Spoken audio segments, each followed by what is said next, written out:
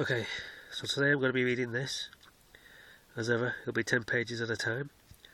This is the front cover, and the tagline says, Human prisons, warring planets, subterranean cave-ins, and Cadet Shelley thought 3D geometry was hard. Right, here we go.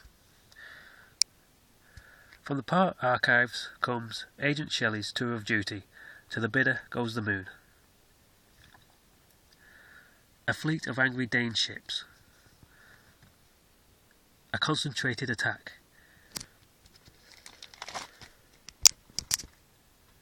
And a long-range scanner that doesn't work properly. That's all it takes to overthrow the powerful. When the Dane army conquered the flush domain of p.a.w many years ago, the universe held its breath, wondering who would fly to its rescue now. It needn't have worried, as poor ships tried in vain to fill the stark black sky on that terrible day. A courageous agent turned the Danes' own technology against them.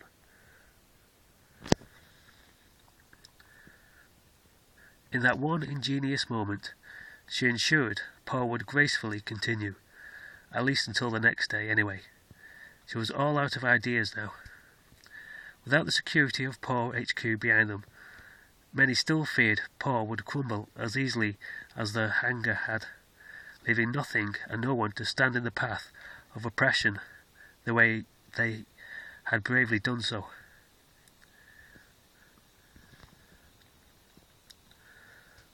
The canines of Planet Shen, though, saw things a little differently. They were merely changing addresses. Fleeing to the benign planet of Wasu, Paul became the welcome guests of the peaceful bird people. In return for food and shelter, Paul became their personal guard dogs, expelling any threats from the new, would-be, universal dictators, the humans.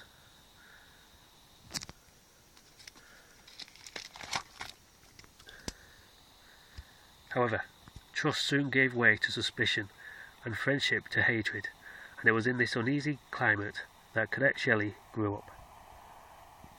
No, that's all wrong, Canine. You don't start a fire from the bottom, you start it at the top and let it work its way down. Don't they teach you anything about planetary saving in cadet school these days? I know everything about starting fires. That's why I'm no longer at school. Besides, when I joined, I was expecting something a little more grander at world preservation than heating up a musty old pile of dead wood. Where's the intergalactic space chases and frenzied gunplay? Guns, excellent idea. Empty a chamber into the middle of this, will you? It's a lot damper than I thought.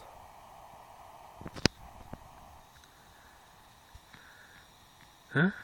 They don't give you a gun when you're a cadet. Ship either. Then what do they let you do? Pass me another log, will you? Internal message. The canines. What was that? Mess in the cans? Typical dogs. Excuse me, would you? I've got to take this.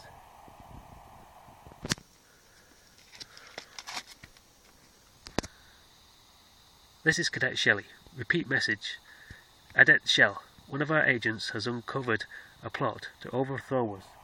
Get to your designated escape ship immediately. Hey, I thought the snow would have cut me off through that. I'm surprised it got as far as... Where are you going? I hope we're going to get some more firewood. And stay out of my home this time. Perches have other uses too, you know. Finding the covered molehill, escape chute, down to the waiting poor ship she had been assigned to, Shelley wasted no time in leaving the barren landscape of Wasu. I don't know why I'm running. There are no window seats in the poor ship. As she ran into the main underground hangar, the other agents, alerted to the bird conspiracy, could be seen using another escape tool to reach the ship. Those officers' types are really slow. At this rate, I'll have a cockpit seat.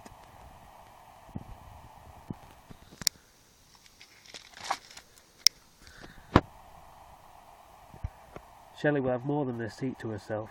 She'll have the entire ship. For as space adventurers go, four are the best.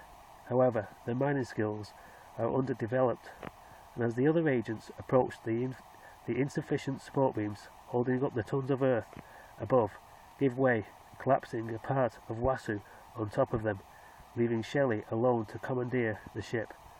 No! Come on, give me some signs of life in there.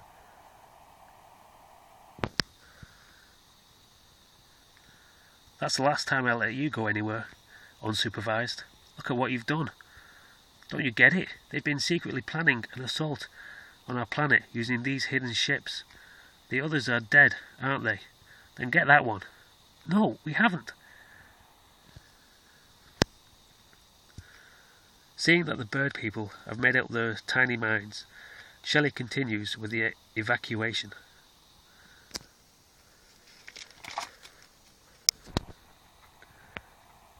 Okay, co-pilot, start the engines. Huh? Looks like I have to do this one alone. I'm glad I'm not being marked for this takeoff. Time to stop suppressing all those bad habits my instructor told me I have. The ship clumsily exits the hole made by the cave-in and jettisons through the harsh atmosphere, shrugging off all the attempts of the bird people to bring it down with sticks, stones and verbal abuse. Okay, I have to leave it there. Carry this on in part 2, so I'll see you all on that one.